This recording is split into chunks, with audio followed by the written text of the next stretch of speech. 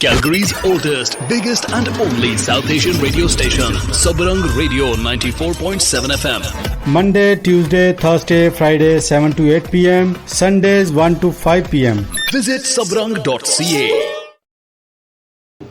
ਤੇ ਜਿਹੜੇ ਦੋਸਤ ਫੇਸਬੁੱਕ ਤੇ ਵੀ ਲਾਈਵ ਹੋਏ ਨੇ ਉਹਨਾਂ ਨੂੰ ਦੱਸ ਦਈਏ ਵੀ ਸਾਡੇ ਨਾਲ ਸੈਯਦ ਨਜ਼ਮ ਜਿਹੜੇ ਕਿ ਨਜ਼ਮ ਭਾਈ ਦੇ ਨਾਂ ਦੇ ਨਾਲ ਆਪਾਂ ਨੂੰ ਜਾਣਦੇ ਹੋ ਸਾਡੇ ਨਾਲ ਸ਼ਾਮਲ ਹੋ ਚੁੱਕੇ ਨੇ ਸਟੂਡੀਓ ਦੇ ਵਿੱਚ ਤੇ ਉਹਨਾਂ ਦੇ ਨਾਲ ਅੱਜ ਆਪਾਂ ਗੱਲਾਂ ਬਾਤਾਂ ਕਰਨੀਆਂ ਕਿਉਂਕਿ ਸਮਾਂ ਜਿਹੜਾ ਬੜੀ ਤੇਜ਼ੀ ਦੇ ਨਾਲ ਭੱਜਦਾ ਜਾਂਦਾ ਤੇ ਜਿੱਦਾਂ ਮੈਂ ਥੋੜੀ ਦੇਰ ਪਹਿਲਾਂ ਇਹਨਾਂ ਦੀ ਇੰਟਰੋਡਕਸ਼ਨ ਦਿੱਤੀ ਹੈ ਵੀ ਕੋਈ ਵੀ ਕੰਮ ਜੇ ਤੁਸੀਂ ਕਮਿਊਨਿਟੀ ਦੀ ਸੇਵਾ ਦੀ ਗੱਲ ਕਰਦੇ ਹੋ ਤੇ ਉਹਦੇ 'ਚ ਇਹ ਨਾ ਅੱਗੇ ਹੋਣ ਆਈ ਥਿੰਕ ਇਟਸ ਇੰਪੋਸੀਬਲ ਜਿਨ੍ਹਾਂ ਦੇ ਵਧੀਆ ਕੰਮ ਕਰ ਇਹਨਾਂ ਨੇ ਸ਼ੁਰੂ ਕੀਤੇ ਆ ਤੇ ਅਕਸਰ ਟਾਈਮ ਟੂ ਟਾਈਮ ਆਪਾਂ ਇਹਨਾਂ ਦੇ ਨਾਲ ਗੱਲਬਾਤ ਕਰਦੇ ਰਹਿੰਦੇ ਅੱਜ ਫੇਰ ਸਾਡੇ ਨਾਲ ਸਟੂਡੀਓ ਦੇ ਵਿੱਚ ਸ਼ਾਮਲ ਹੋਏ ਨੇ ਤੇ ਮੈਂ ਚਾਹਾਂਗਾ ਇਹਨਾਂ ਦੇ ਨਾਲ ਆਪਾਂ ਗੱਲਬਾਤ ਨੂੰ ਵਧਾਈਏ ਅੱਗੇ ਬਟ ਉਸ ਤੋਂ ਪਹਿਲਾਂ नजम भाई सब तो पहला तो वेलकम टू सबरंग रेडियो जी बड़ा अच्छा लग रहा है आपके साथ ना बात करके थोड़ा सा माइक को फिर से मुझे रिक्वेस्ट करनी पड़ती है माइक कॉल आ जाए तो हाँ जी तो जी बहुत बहुत बहुत शुक्रिया राजेश जी आपका सबरंग रेडियो का जिसने एक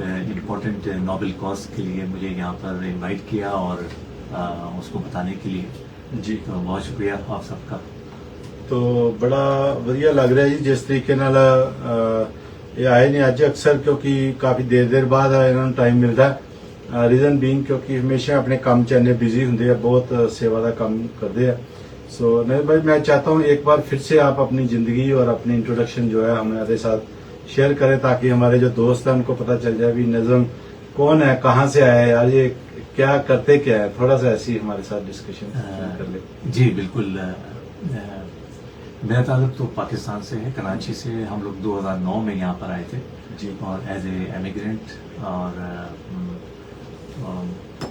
उसके बाद जो है जी थोड़ा सा जी जी तो 2009 में हम लोग अपनी फैमिली के साथ यहाँ कैलगरी मूव हुए थे इधर आए थे और जो चैलेंजेस हमने फेस किए थे हमने कहा कि क्यों ना इसको हम गिव बैक करें कम्युनिटी को Canada one of the most beautiful country है जो कि इतना इनसाइड आउट जिसको क्योंकि चाहे यहाँ पे रहने का जो मजा है और बाहर से हर तरीके से हर लिहाज से ये अच्छा जी तो उसके बाद फिर यहाँ पर एजुकेशन वगैरह ली फिर कहा कि कुछ अर्से बाद हम मतलब यही सोचा करते थे किस तरह गिव बैक किया जाए तो मुख्तलिफ जो आने वाले थे उनके लिए नए सेमिनार्स का एहतमाम और मुख्तलिफ चीज़ें हम क्या करते थे फिर 2017 में हमने अपनी ऑर्गेनाइजेशन लव विद ह्यूमैनिटी जिसे उर्दू में इंसानियत से मोहब्बत जिसका मिशन है regardless of religious colour and ethic spread the love together और वो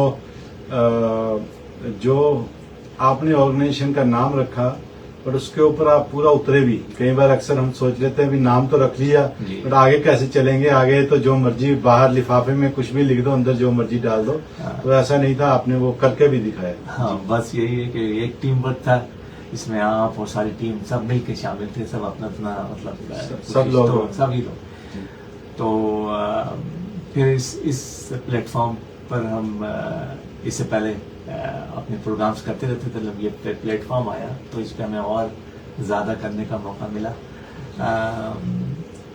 क्योंकि जो प्रोग्राम और सर्विसेज हम लोग ने इस प्लेटफॉर्म पे और कनाडा की तरक्की में नए आने वालों के लिए हमवार की राहें उसमें हमारी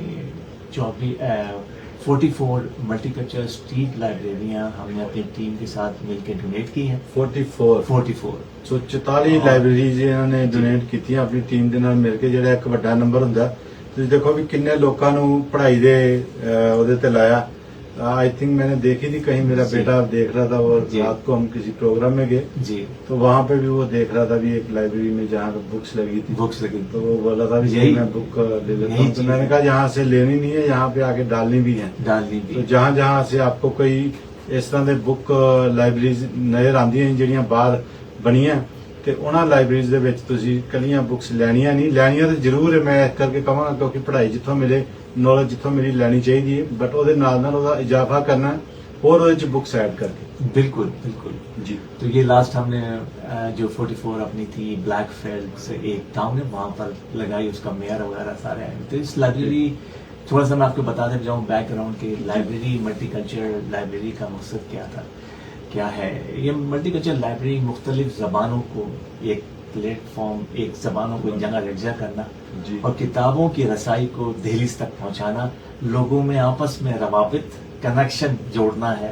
और ये आइडिया सिर्फ कनाडा नहीं, कनाडा से बाहर जहाँ जहाँ मल्टीकल्चरल लोग रहते हैं वहाँ पर अडॉप्ट किया जा रहा है इसको। तो ये लाइब्रेरी अभी आगे बढ़ती जा रही है और अभी तक हमारे पास रिक्वेस्ट है जो हम आहिस्ते आहिस्ते पूरे कर रहे हैं।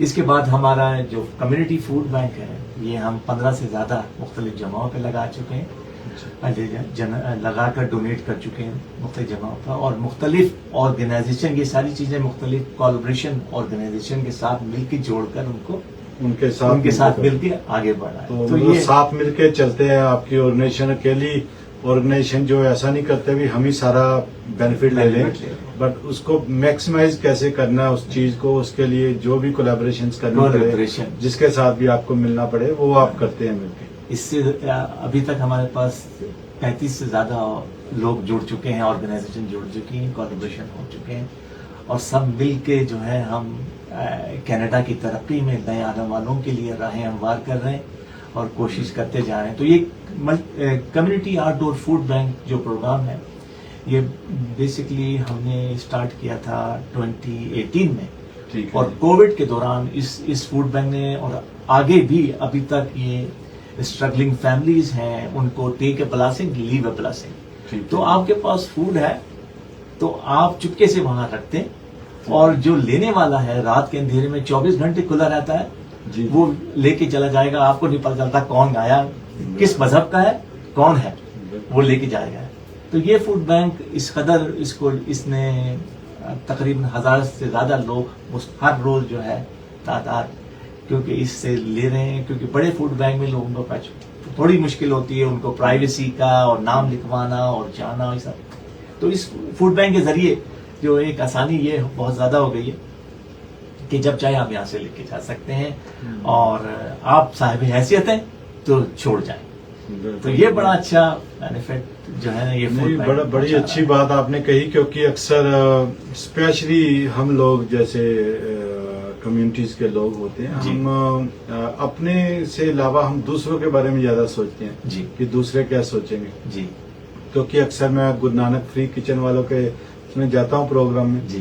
तो दूसरे जो लोग होते हैं दूसरी कम्युनिटीज के जो आते हैं अदर देन हमारे जो साउथ एशियन भाईचारे के, तो वो उनको कोई इतनी दिक्कत नहीं होती भी हम लेने आए हैं तो दैट्स ओके। जैसे हम लंगर में लंगर खा लेते हैं तो सारे हम वहाँ पे सब अच्छा लगता है जी। और जब ऐसे आप फूड लेने की बात करते हैं तो ऐसा लगता है यार हम लाचार हो गए हैं, तो हमारे पास कुछ है नहीं, या हम जैसे भी प्रॉब्लम में फेस कर रहे हैं तो वो लोग जो है ना वो थोड़ा हिचकिचाते रहते हैं। तो मैं भी कोशिश करता हूँ भी कैमरे पे उनको ना करे, क्योंकि उनके प्रोग्राम तो अच्छे चलते हैं, वो लोग लेके जाते हैं, हजारों लोग आते हैं, जब भी मैं जाता हूँ तो देखता हूँ। पर ये जो आपने शुरू किया जिसमें हमें किसी को दिखना भी नहीं है, दिखना भी नहीं कि कौन बंदा आया चुपके से लेके जाता है, फूड ले लिया जी, और छोड़ने वाला भी चुपके से छोड़ देता है। बिल्कुल। तो इस फूड बैंक ने बहुत ज्यादा इसको इसकी लोग ऑर्गेनाइजेशनों ने रिक्वेस्ट भेजी है जी। लेकिन हम आहिस्ता आहिस्ता इसके साथ आहिस्ता चल रहे हैं और काम कर रहे हैं। इसके बाद हमारा एक और इनिशिएटिव जो है वो है पेट फूड बैंक जी। पेट फूड बैंक हमने पर ये फूड के अगर कई दोस्त सुन रहे हैं, कई बार उनको जरूरत होती है जी, तो कई बार हम सोचते हैं चलो यार, अगर जरूरी नहीं होता हर वक्त ही फूड अवेलेबल रहता है। और जैसे आजकल की सिचुएशन चल रही है, मैं पहले भी प्रोग्राम के बारे में भी बोल रहा था भी कॉर्पोरेट जो है इतनी स्ट्रांग हो गई हैं, उनको पैसे की इतनी ग्रीड है, इतने लालची लोग हैं, ये वो मॉर्गेज देनी है या रेंट देना है और ट्रांसपोर्टेशन के चार्जेस हैं और बाकी सारी चीजें जो ऐड हो जाती है। तो इतना कुछ करने के बावजूद उनको ये डिसीजन मेक करना पड़ता है कि घर पे खाना लेके आए या छत को रखें, या तो होमलेस हो जाए तो या फिर ये करें। तो होमलेस भी अनदर बड़ी जबरदस्त प्रॉब्लम आ जाती है। तो इसलिए उनको कम से कम अगर खाने की फैसिलिटी मिलती है, जरूरी नहीं भी फूड बैंक में, जहाँ कई बार विजिबिलिटी होती है, लोगों को पता चलता है, जहाँ पे नहीं भी बाहर दिखना, तो ये आपका जो फूड बैंक है, अगर ऐसी जगह पे जाना भी पड़े तो कहाँ कहाँ इनकी लोकेशंस है ताकि किसी को पता चल जाए। हमने अपनी स्पॉट, हमने डिटेल्स सारी अपनी वेबसाइट पे www.lovewithhumanity.com पे लिखी है, लेकिन हमारी जो तो 2 लोकेशन है हमारी जो है वो नॉर्थ ईस्ट में है। ठीक है। एक 631 Whitewood Road North East 75 Saddle Lake Way. फिर हमारी जो है वो फॉरेस्ट लॉन में लोकेशन है। मेन स्ट्रीट से कोलैबोरेशन करके हमने बनाई है। मेन स्ट्रीट के साथ हमने 3 कोलैबोरेशन की हैं। मेन स्ट्रीट जो बॉब डिलन के साथ, जी, और उनके साथ और भी हम आगे बढ़ रहे हैं जी। और क्योंकि वो लोकेशन फॉरेस्ट लॉन और दूसरी जी, तो इसके बाद एल्बो ड्राइव पे भी हमारी आ रही लोकेशन है। फिर सिटी ऑफ कैलगरी के साथ हमने कोलैबोरेशन किया। तो ये हमारी जो लोकेशंस है, स्पॉट हमारे मेन जगहों पे हैं जहाँ पर रियली पीपल आप जरूरत है वहाँ पर। तो वहाँ पर हमने ये लोकेशन लगाई और अपनी यकीन जाने आपके इस वक्त जो सिचुएशन है, आपने बिल्कुल सही बात की कि लोग मॉर्गेजेस दे रहे हैं, रेंट है, बिल्स हैं, तो बड़ा मुश्किल हो जाता है में सारा घर चलाना, और बहुत मुश्किल। स्पेशली और हमारी फैमिलीज के अंदर ऐसा भी होता है भी घर में एक बंदा कमा रहा है जी, और बाकी फैमिली होती है, तो जी, उसको भी टेक केयर करनी है। जी, बच्चों का स्कूल है और उनकी गेम्स है, उनको फूड लेके आना, और हर बंदे को हर बात पता नहीं रहती। बिल्कुल सही बात। तो जो घर में जिसको कहते हैं ना किस तरीके से काम चले जी, तो ये सारा सोचना बड़ा मुश्किल हो जाता है, बड़ा मुश्किल होता है। तो और स्पेशली जैसे मैंने पहले भी कहा, जिस तरीके से आज मैं एक पहली खबर कर रहा था, अभी पूरा इंडिया का जो कॉर्पोरेट है, जैसे गुजरात के, क्योंकि गुजरातियों के पास ही इंडिया का मैक्सिमम जो वेल्थ या बड़े बिजनेसेस है वो ओन करते हैं। और अभी क्योंकि महाराष्ट्र के अंदर इलेक्शन आने वाले हैं जी, तो इतने लाखों करोड़ का जो बिजनेस है, जो वेल्थ है, जो डिसीजन मेक होने हैं, तो वो वहां से ही होने हैं। तो जो मौजूदा गवर्नमेंट है, जैसे बीजेपी की हम बात करते हैं, तो इस तरीके से वो सिस्टम बन रहा है कि भी वहां पे भी गवर्नमेंट होनी चाहिए, नहीं तो हाथ में नहीं आएगी गवर्नमेंट तो समझ लो भी सारा कुछ खराब हो जाएगा। बिल्कुल सही। तो इतने बिलियंस ऑफ डॉलर का बिजनेस और ये कॉर्पोरेशन कैसे इन सब चीजों को जाने देंगी? इट्स नॉट वहां पे ही नहीं अकेले, जहां पे हम देखते हैं एलन मस्क है, जिसको हम बड़ा अप्रिशिएट करते थे पहले कि वो बड़े अच्छे नोबल कॉज कर रहा है, ह्यूमैनिटी को चेंज करेगा, ये करेगा। अब उसको अपनी लुटिया डूबती हुई नजर आ रही है, तो वो ट्रंप को मिलियंस ऑफ डॉलर उसकी कैंपेन में तो सीधा ही डाल रहा है ना, जिसको वो टैक्स में कहीं ना कहीं दिखाएगा भी, वो रिबेट ले लेगा। उसके अलावा इंटरनली पता नहीं क्या कुछ कर रहा होगा जिसका हमें नहीं पता लगता। और ऐसे एक बिजनेस नहीं है, उसके साथ जुड़े हुए पता नहीं कितने बिजनेसेस होंगे जिसको वो इन्फ्लुएंस करता है, क्योंकि दुनिया का वो अमीर तरीन बंदा है, तो डेफिनेटली उसके बिजनेस को कई बिजनेसेस लगते हैं। जैसे अगर कार बनाने के अंदर कितने प्रोडक्ट लगते हैं जी, ऐसे जो और काम करता है उसमें कितने प्रोडक्ट्स होते हैं, वो सारी जो कॉर्पोरेट लोग हैं वो अपने काम कर रहे हैं। बिल्कुल। इस टाइम पे एक तो होता भी हम पॉलिटिकली लोगों को अवेयर करें कि इन लोगों को कैसे दूर रखना। दूसरी चीज होती है अभी उसके बावजूद भी जो लोग बेचारे पीछे रह जाते हैं, जिनको नहीं हेल्प मिल पा रही, तो उनको हम अपनी तरफ से हेल्प करें। और अगर सपोज करो ABCD बंदा है, वो चाहता है कि किसी की सपोर्ट करे, वो भी इस मुहिम में शामिल हो जाए, पर उसको कोई रास्ता तो मिले, तो वो रास्ता जो है वो आप दिखाते हैं। वो लीडर जो है वो आप हैं जिन्होंने ऐसी लाइब्रेरीज की हैं, चाहे बुक्स के हवाले से नॉलेज प्रोड्यूस करने वाली, और उसके अलावा दूसरी जो फूड की, अभी आगे भी हम बात करेंगे, बट फूड जो है वो एक बड़ी अच्छी चीज है। ये हमारे तो जिसको कहते हैं ना, गुरुओं ने भी कहा है कि भी हर मजहब, हर धर्म में कहते हैं भी जिसको बेचारे को, जिसकी कोई हाथ नहीं पकड़ता, उसका हाथ आप पकड़ो, उसको फूड दो। बिल्कुल खड़े होने शुरू। बिल्कुल सही बात आपने कही, क्योंकि ये ऐसा काम होता है कि जब आप सोते हैं ना, तो आपको एक बिजनेसमैन होता है, वो मिलियंस ऑफ डॉलर भी उसको कमाता है, तो वो सोचता है, लेकिन जब काम करके आप सोचते हैं ना, तो आपको एक सुकून मिलता है। और जब नींद आती है तो ये सुकून की आती है। तो क्योंकि आप जब मेहनत करते हैं और उसके अलावा दूसरों के लिए मेहनत करते हैं, तो I think definitely nothing better than इससे अच्छा नहीं हो सकता। बिल्कुल। तो ये हो गया जी इन्हों दी ये वाली गलबात। तो अभी और आजकल क्या चल रहा है वो भी जी समझा बिल्कुल, भी। मैं इसको आगे बढ़ा रहा था बात जी। को। इसके अलावा हमने पेट्स फूड बैंक बनाए हैं 3, जी जो कि आपको जैसे कि पता है कि लोग उन्होंने हर दूसरे घर में पेट्स है, जी जी और मैं खुद भी लवर हूँ पेट्स का। जी जी तो मुझे पता है कितने करीबी और कितनी आपको मतलब बहुत प्यार होता है। जी जी तो बाज़ वक्त ये सब स्ट्रगल फैमिलीज और ये सब चीजें आ जाती हैं जॉब का और ये बिल्स का, तो उसमें पेट्स का बड़ा हाथ। तो ये जो हमने इनिशिएटिव स्टार्ट किया है इस साल, वो इसी वजह से कि ये काफी अरसे से जो है लोगों की मैसेजेस आ रहे थे हमें कि इसको आगे कब किस तरह किया जाए हमें थोड़ी, तो ये भी बड़ा अच्छा जा रहा है और लोगों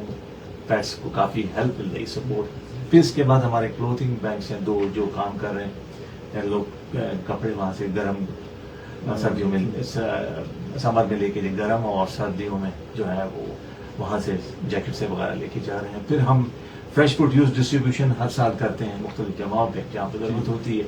कॉफी विद सीनियर्स का प्रोग्राम होता है हमारा, सीनियर्स होम में जाके। जी इसके अलावा टैक्स फ्री फाइलिंग सर्विसेज है हमारी। जी जी वो तो भी आपने ये बताया। जी बहुत सारी। तो ये जो आप को मैं बता रहा हूँ अपना, जो हर साल हम ये करते हैं लेस फॉर्चुनेट पीपल जो कि डाउन टाउन में है, ये हर साल हम उनके साथ जो है वो हेल्थी फूड उनको प्रोवाइड करते हैं, और एडिशनल हमने जो रखा हुआ है वो विंटर गियर, जो विंटर जैकेट्स हो गए, बूट्स हो गई, चीजें हो गई, वो हम उनको देते हैं क्योंकि ये लोग ज्यादातर बाहर रहते हैं। और ये जो है डाउनटाउन में स्पेशली आपको मिलेंगे, काफी तादाद में है ऐसे जिनको हमने लास्ट ईयर भी हमने अच्छे खासा सर्व किया था। इनको कम से कम 300 पीपल वहां पर जमा हुए थे। तो इस साल भी तो हमारा प्रोसेस ये होता है कि हम टेबलें लगाते हैं लंबी सी, और कुछ तकरीबन 7-6 फुट की टेबलें होती हैं हमारी। अब 3 टेबलों पर जो है वो हमारे विंटर क्लोथ होते हैं,